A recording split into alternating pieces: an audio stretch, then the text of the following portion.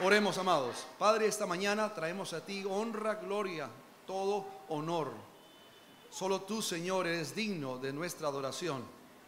Hoy, Señor, como iglesia, casa de mi Señor, esta familia unida, nos unimos con ese propósito en comunión para adorar tu nombre. También, Señor, nos reunimos para reconocer tus bondades para con nosotros. Hoy celebramos la transformación que tú has hecho en nuestras vidas. Señor, ruego que si hay aquí esta mañana alguien que no ha tenido ese encuentro contigo, que no ha reconocido su necesidad de ti como Señor y Salvador de su vida, que hoy sea el día de victoria. Anhelamos escuchar tu palabra, Señor, con reverencia. Anhelamos que tu Santo Espíritu nos transforme. Y también, Señor, que al celebrar tu mesa esta mañana podamos recordar el sacrificio de tu gracia a favor nuestro. Gracia gratuita, pero inmensamente costosa, pues costó la sangre de nuestro Señor. Celebramos, Señor, este tiempo precioso en familia. Lo hacemos todo por los méritos de Cristo. Amén. Hemos venido estudiando ya por varias semanas, quizá algunos meses, el libro de Segunda a los Corintios. Por favor, abran sus Biblias al capítulo que corresponde hoy, los versículos, capítulo 5 y versos 11 al 17. Esta mañana voy a usar una versión que no uso frecuentemente y es la NTV, la Nueva Traducción Viviente. Usted puede seguir ahí en la pantalla o en su propia Biblia en cualquier versión que tenga. Inicia esta sección de la carta del apóstol Pablo a la iglesia en Corinto en esta versión diciendo: dado que entendemos. Para muchos ahí dice más bien por tanto. Y por tanto no es el inicio de ninguna frase. Por tanto necesariamente nos lleva a reconocer el contexto anterior. Si usted vino la semana pasada a la iglesia, escuchó el mensaje de nuestro hermano Felipe, que ya preparó el camino para este mensaje de hoy. Y con base a esas palabras del apóstol Pablo, esas instrucciones a la iglesia, dice ahora por tanto. Esta versión dice dado que lo anterior. ¿Qué pasa? Entendemos nuestra temible responsabilidad ante el Señor. Qué palabras más interesantes. Nuestra temible responsabilidad ante el Señor. Trabajamos con esmero para persuadir a otros. Dios sabe que somos sinceros y espero que ustedes también lo sepan. Hace la pregunta Pablo: ¿estamos de nuevo recomendándonos a ustedes? No. Estamos dándoles un motivo para que estén orgullosos de nosotros, para que puedan responder a los que se jactan de tener ministerios espectaculares en vez de tener un corazón sincero. Si parecemos estar locos, es para darle gloria a Dios. Y si estamos en nuestro sano juicio, es para beneficio de ustedes. Sea de una forma u otra, el amor de Cristo nos controla, nos constriñe, dice otras versiones. Ya que creemos que Cristo murió por nosotros, también creemos que todos hemos muerto a nuestra vida antigua. Él murió por todos, para que los que reciben la nueva vida de Cristo ya no vivan más para sí mismos. Más bien, vivirán para Cristo, quien murió y resucitó por ellos. Así que hemos dejado de evaluar a otros desde el punto de vista humano. En un tiempo pensábamos de Cristo solo desde un punto de vista humano. ¿Qué tan diferente lo conocemos ahora? Esto significa, termina el texto diciendo, que todo el que pertenece a Cristo se ha convertido en una nueva persona, una persona nueva. La vida antigua ha pasado, una nueva vida ha comenzado. Las cosas viejas han pasado. He aquí, ¿qué? ¿Qué es todo? ¿Será que sí? Amén.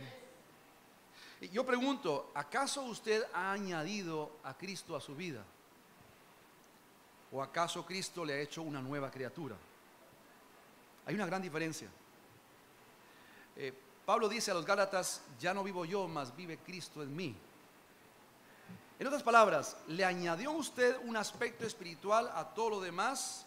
Tiene usted sus compartimentos, aquí tiene mi vida laboral, mi vida familiar, mi vida de juego, y ahí metí ahora mi vida espiritual. ¿O acaso, una vez más la pregunta, las cosas viejas pasaron? He aquí, todas son hechas nuevas. Estudiando este texto, miré varias versiones y usé una Biblia que está ahí en casa. La Biblia es Biblia de estudio del diario vivir. Dice así esta Biblia en su comentario en cuanto al texto de hoy. El cristiano es una persona nueva en su interior. El Espíritu Santo le da vida nueva. Esto lo aprendimos la semana pasada. Y ya no es la misma de antes, no puede serlo. Los cristianos no somos reformados, ni rehabilitados, ni reeducados, somos recreados. Es decir, una nueva creación para vivir en unión vital con Cristo. Muchos textos nos hablan de cómo se ve esa vida nueva, esa creación nueva. El apóstol Pablo, escribiendo a los de Colosa, dice en Colosenses 2, 6, 7: por tanto, de la manera que recibieron, o aceptaron, o reconocieron, o declararon su fe, son muchas formas que decimos eso. Hay conflicto a veces en la semántica, pero al final es cuando usted finalmente se enfrentó a la realidad de su vida, el vacío en su vida. Y como dice aquí en Colosenses, usted entonces se encontró con el Señor Jesús, el Señor. Ahora dice Él, así anden en Él, firmemente arraigados y edificados en Él y confirmados en su fe, tal como fueron instruidos, rebosando de gratitud. Añade en el verso 12, habiendo sido sepultados con Él, ¿en el qué? Bautismo, en el cual también han resucitado con Él por la fe, en la acción del poder de Dios que los resucitó de entre los muertos. Y por eso hoy lo que pasó allá en esa piscina es una afrenta absoluta contra las huestes del mal. Porque 11 personas, si había duda en cuanto a su fe, hoy públicamente han dicho, yo sí soy seguidor de Cristo. Yo sí he tenido un encuentro personal con Él. Y ahora su vida se encuentra como testimonio público, y el usted desviarse de esa fe va a hacer mucho más daño al Evangelio, a la causa del Evangelio, que antes del bautismo hoy. Seria cosa es lo que pasó hoy. Gloriosa cosa es hacerlo en obediencia al Señor. Pero yo pregunto al leer esto, y si usted mira la primera carta a los Corintios y la segunda carta a los Corintios, uno se pregunta, ¿y qué es lo que debían cambiar los corintios? ¿Qué estaba tan mal entre ellos? Pues al parecer, y no hay que dudar mucho, la mundanalidad había infectado a la iglesia. Se había metido a la iglesia de tal manera que habían divisiones terribles entre ellos, habían prácticas ministeriales erróneas entre ellos, había enfoques en los mensajeros, en los super ministros, en los super apóstoles, y no en el mensaje de la palabra. Hubo abuso en los dones espirituales, y por si fuera poco, inmoralidad y tolerancia a la falsa doctrina. Había mucho que cambiar en esa iglesia. Y amados, vivimos en un mundo hoy que nos debería obligar a escuchar con atención los múltiples y las múltiples voces discordantes. Escuchamos las preguntas, las protestas, los gritos de dolor. Sentimos también una medida de la desorientación y la desesperación. Y si es así en su vida esta mañana, y creo que las noticias fácilmente nos llevan a ese punto, la realidad del mundo en que vivimos, le invito a que usted quite de su mente cualquier distracción y se concentre por unos instantes, porque creo que Pablo trae un bálsamo precioso a su vida y la mía, un recordatorio fresco de qué es lo que tenemos en Cristo, aquellos que hemos depositado nuestra vida, nuestra fe en Él.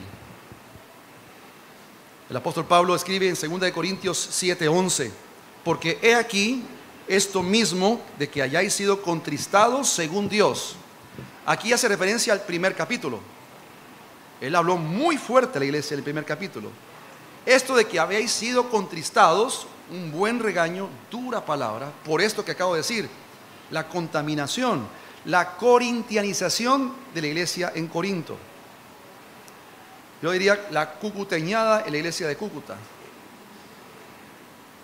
Y dice, esto de que ustedes han sido contristados según Dios, ¿qué solicitud produjo en vosotros?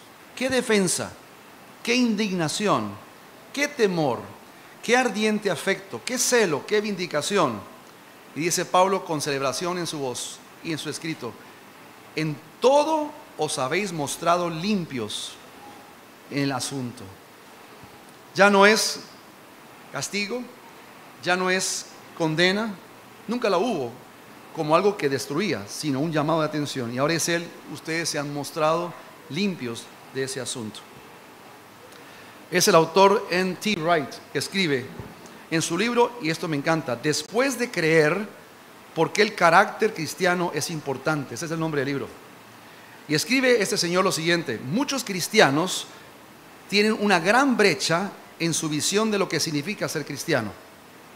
Es como si estuvieran parados a la orilla de un río profundo y ancho, mirando hacia la otra orilla. En esta orilla usted declara su fe: creo en Cristo Jesús. En la orilla opuesta está el resultó Pedro, el que negó a Cristo 3 veces. Dice en capítulo 2, 36 de Hechos: sepa pues con certeza toda la casa de Israel que a este Jesús, a quien ustedes crucificaron, Dios lo ha hecho Señor y Cristo. Ese día el Espíritu Santo obró, como había obrado entre los apóstoles y los que estaban reunidos ahí en ese lugar, el día de Pentecostés. Y ese día, solo ese día, más de 3,000 personas creyeron y fueron bautizados. ¿Qué hace el mover del Espíritu Santo en la vida de un ser humano? Las cosas viejas pasaron, he aquí todas son hechas nuevas. Un autor anónimo dice lo siguiente: hay una diferencia entre arrepentimiento natural o carnal y arrepentimiento dado por Dios. La carne puede sentir un remordimiento espantoso, reconocer inclusive las acciones malas, sentir vergüenza de sí mismo. Sin embargo, este tipo de disgusto personal con las malas acciones puede ser ignorado rápidamente. Podemos volver rápidamente también, desafortunadamente, a nuestro estilo de vida pasado. Miren conmigo el texto de esta mañana. 2 Corintios 5, verso 15. Dice así: y por todos murió, para que los que viven ya no vivan para sí, sino para aquel que murió y resucitó por ellos. Otra historia que vino a mi mente al pensar en la diferencia entre un arrepentimiento carnal y un arrepentimiento generado por el Señor está en la historia que conocemos muchos acá, o quizá todos, la historia de el hijo pródigo. ¿Está ahí en la pantalla? Hijo pródigo. Mire la diferencia. Los dos son hijos, pero qué diferencia en la actitud de los dos. El hijo mayor dice: ¿no soy yo acaso digno de por lo menos un cabrito? El hijo pródigo regresa con arrepentimiento profundo, un cambio absoluto en su carácter. Este hombre ha entendido su condición ante el Padre y dice él: he pecado.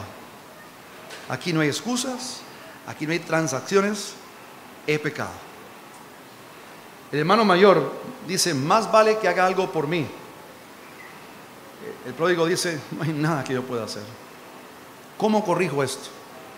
El mayor dice: para estar mejor me alejo. Para estar bien, me alejo. El hijo pródigo: para estar bien, mejor me acerco. El mayor dice que el texto que habló con el sirviente, se quejó de su padre. El hijo pródigo habló con el padre. El mayor se ocupa más, pero sin ningún cambio. El hijo pródigo transforma su vida, no hace otra cosa que acercarse al Padre. Y finalmente el mayor rehúsa entrar y el pródigo empieza a celebrar. Somos usted y yo hijos pródigos. Venimos al Padre sin ningún tipo de excusa que valga. Es el Espíritu que transforma, y ojalá ya transformó su vida. Miremos estos versículos del verso 11 al 17 rápidamente, a ver qué dice el texto. Dice el 11: por tanto, conociendo el temor del Señor, persuadimos a los hombres, pero a Dios somos manifiestos, y espero que también a vosotros. Somos manifiestos y espero que también seamos manifiestos a las conciencias de ustedes. Esencia, no apariencia. Mire, el temor aquí mencionado no es un temor que paraliza. Muchos hemos sentido temor que nos deja inmóviles, no sabemos qué hacer. El temor este es exactamente lo opuesto. Qué ironía que un temor libere. El temor del Señor nos libra, nos libera, de manera como nada que hagamos como hombre puede hacerlo. Y yo pregunto, ¿viene usted al Señor por su propio prestigio? ¿Qué le trajo el Señor a usted? El verso 12 lo dice de manera maravillosa: para que puedan responder a los que se jactan de tener ministerios espectaculares, en vez de tener un corazón sincero. Amados, estamos rodeados de muchas personas que dicen predicar el evangelio verdadero. Les pido que se pongan los lentes de discernimiento al escuchar a esa persona y pregúntese, ¿de quién habla más esa persona? ¿De sí mismo o habla según la palabra del Señor? El prestigio del hombre no vale absolutamente nada. Es Cristo el mensaje de Él. No nos recomendamos a nosotros mismos. Hablamos de Él. De Él es la gloria. A Él pertenece el honor por los siglos de los siglos. Y ojo con esto, el verso 13 es interesante. Dice así el texto en el verso 13: porque si estamos locos es para Dios, si estamos cuerdos es para ustedes. Esta mañana le digo a ustedes, y no porque nos guste el dolor, pero si a usted no lo han llamado loco recientemente, o por lo menos en algún momento en su vida con Cristo, le diría: preocúpese. No porque nos guste que hablen mal de nosotros, pero es que somos afrenta al mundo. Pero si usted pasa bien, usted es un buen camaleón entonces, porque el mundo rechaza la verdad. Somos locos al mundo. Locura es la palabra del Señor. Pero el ser transformados, como el Señor lo hace, recreados, necesariamente va a causar rechazo de parte del hombre. Verso 14, ¿qué es lo que nos motiva? Dice así el texto: pues el amor de Cristo nos apremia, nos constriñe, nos mueve, nos controla. ¿Para qué cosa? Habiendo llegado a esta conclusión que uno murió por todos y por consiguiente todos murieron. Busqué la palabra constriñe y encontré algo interesante. La usamos a veces y no sabemos qué estamos diciendo. Volvemos a constriñe. Dice la palabra constriñe: obligar, precisar o libertad, constriñe. Obligar, precisar o apremiar a alguien a hacer algo, ya sea por una fuerza interna o externa, que limita la libertad de elección. En el contexto de este texto, 2 Corintios 5:14, el amor nos constriñe, implica que este amor es una fuerza que es mayor que la nuestra y nos impulsa, nos controla para alinear nuestra vida a la voluntad y propósito del Señor. Verso 15 dice así: y por todos murió, para que los que viven ya no vivan para sí, sino para aquel que murió y resucitó por ellos. ¿Cómo hacemos eso, hermanos? Seamos honestos. Podemos leer eso y decimos, pues sí, suena bien y es cierto, pero ¿cómo llegamos a este punto de decir, como dice el apóstol Pablo, que ya no vivimos para nosotros mismos, sino para Cristo? El salmista en el Salmo 24 dice lo siguiente, versos 1 al 6. Escuche las palabras del salmista: del Señor es la tierra y todo lo que hay en ella, el mundo y los que en él habitan, porque Él la fundó sobre los mares, la asentó sobre los ríos. Y escuche la pregunta que creo que nos hemos hecho todos: ¿quién? O sea, honestamente, yo sé quién soy, me miro al espejo y pregunto: ¿quién subirá al monte del Señor? ¿Quién podrá estar en su lugar santo? ¿Quién? Y dice Él: el de manos limpias, el de corazón puro, el que no ha alzado su alma a la falsedad. O sea, no hay apariencias. Es la esencia de quién soy. Ni tampoco jurado con engaño.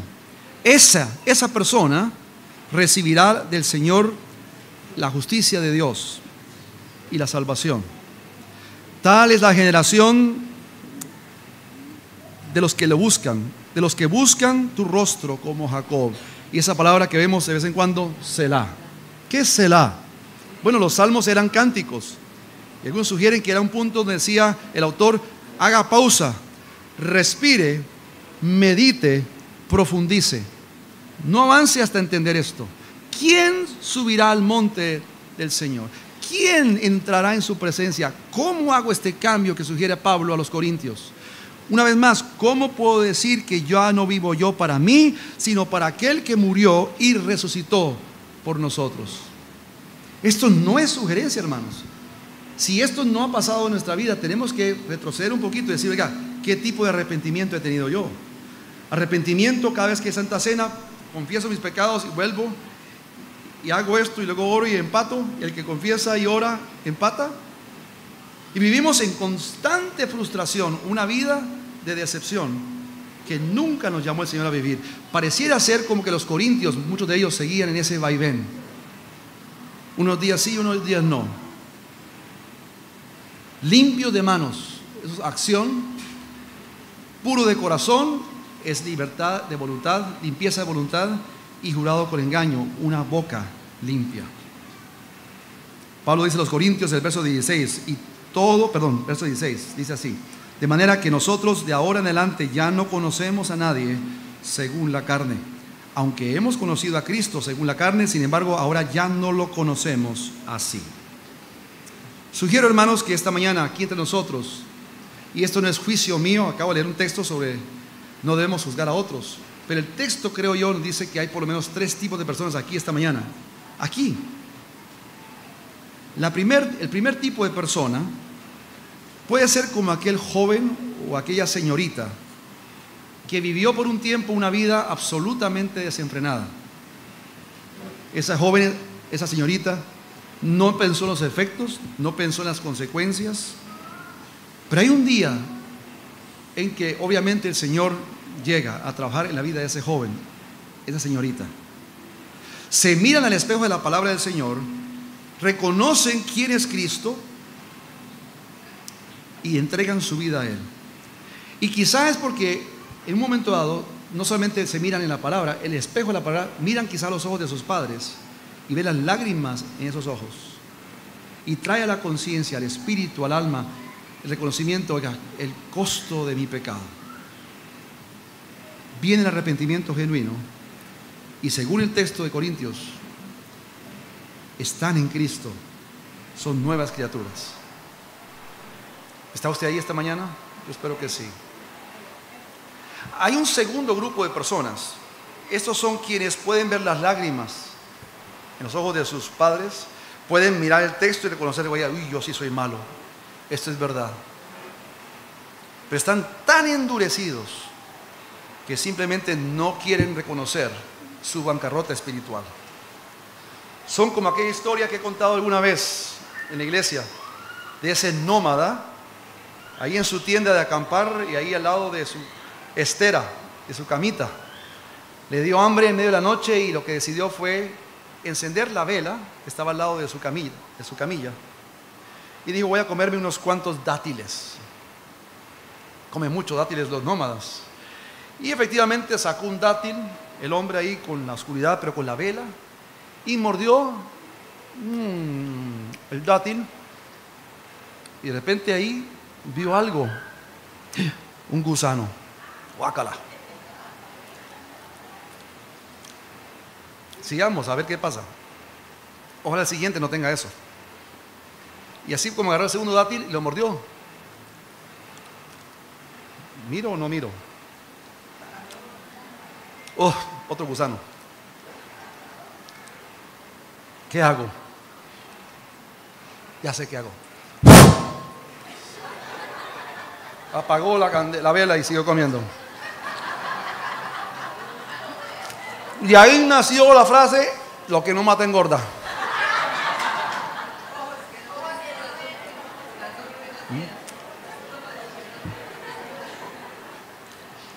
Esa es la segunda persona. Dígame si no, todos aquí en un momento dado fuimos así. Y no fue una vela, fue una luz inmensa. Fue la palabra misma que nos habló y sabíamos que había más que gusanos. Y seguimos, quizá por años.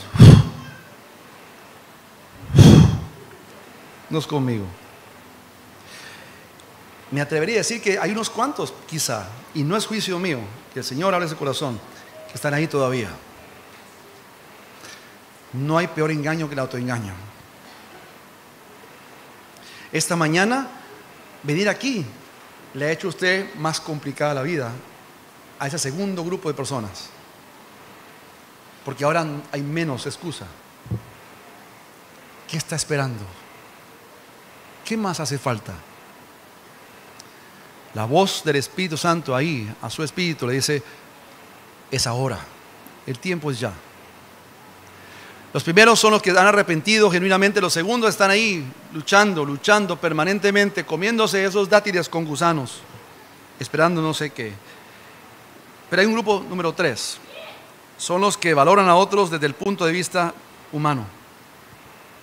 Andan mirando no a sus ojos, a otros ojos, para ver la maldad en ellos. Pero hace rato no se miran al espejo ellos mismos. El punto de comparación suya y mía no es la maldad de otros, es mi corazón frente al espejo de la palabra del Señor. De ahora en adelante, hermanos, dice aquí el texto en verso 16, de manera que nosotros de ahora en adelante ya no conocemos a nadie según la carne, y tampoco conozco a Cristo según la carne. He sido nacido de nuevo, soy nueva creación. Dice el Señor en Juan 8:15, ustedes juzgan según la carne, yo no juzgo a nadie. Y así como pasa en toda sinfonía, ustedes no sé si alguna vez han asistido a un concierto de una sinfónica, y usted escucha cualquier pieza musical y arranca suavemente, y se van uniendo las diferentes secciones de los instrumentos, pero siempre al final de toda sinfonía, explotan los instrumentos, cada sección, con un crescendo musical increíble. Entran los timbales, pum, pum, pum, pum, pum, pum, pa. La conclusión de todo lo que le antecedió. Cada frase musical, todo el proceso de los compases musicales anteriores, llega a este punto. ¿Y cuál es ese pum, pum, pum, pum, pum? Mírenlo conmigo. El verso 17.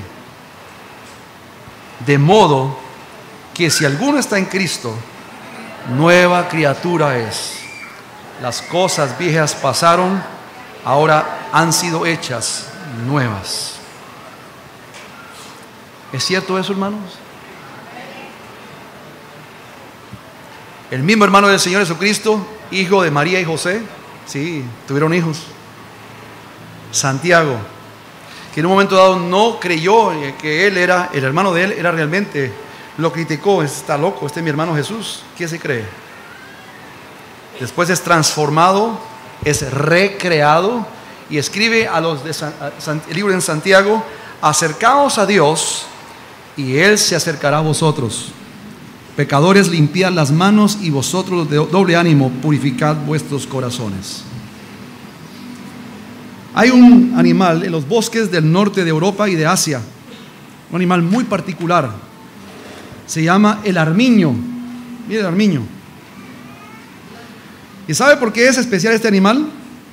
Su piel es tan blanca, quizá ningún otro animal en el mundo tiene la blancura y la hermosura de la piel del armiño.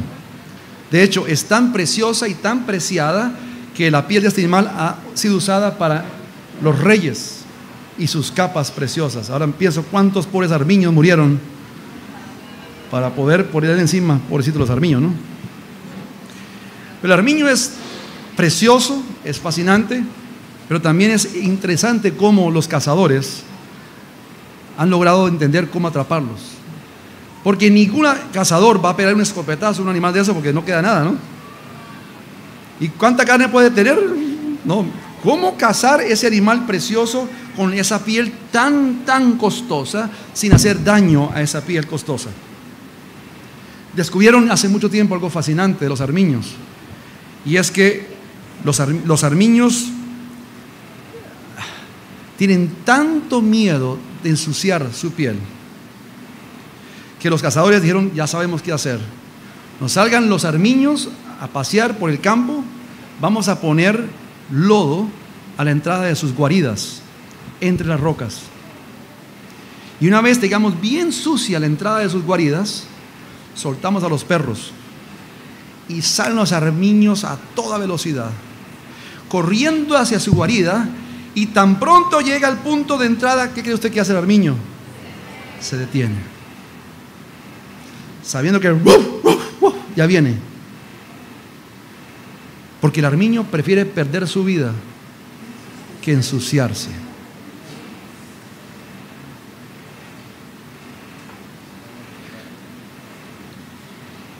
¿Qué dice 2 Corintios 5, 17? De modo que si alguno está en Cristo, nueva criatura es. Las cosas viejas pasaron. Todas son hechas nuevas. Si algo necesita Cúcuta, si algo necesita Colombia, si algo necesita urgentemente el mundo en que vivimos, son armiños.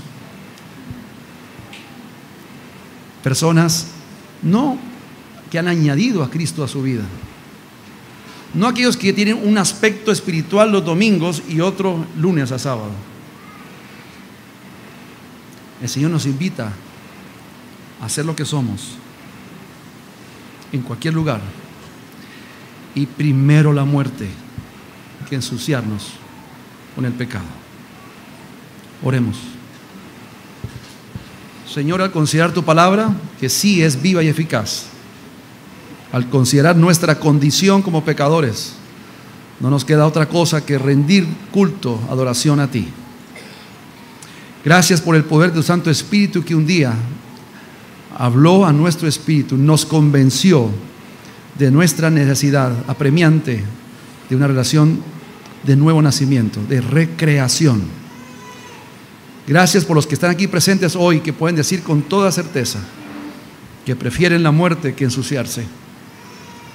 Señor, por aquellos que están aquí esta mañana, que aún están ahí titubeando, están cuestionando qué hacer, por favor, Señor, que no salgan de este lugar sin un encuentro real, un arrepentimiento genuino, un momento de transformación tan fuerte como la metamorfosis. No añadir más a nuestra vida contigo, ser completamente transformados por tu poder.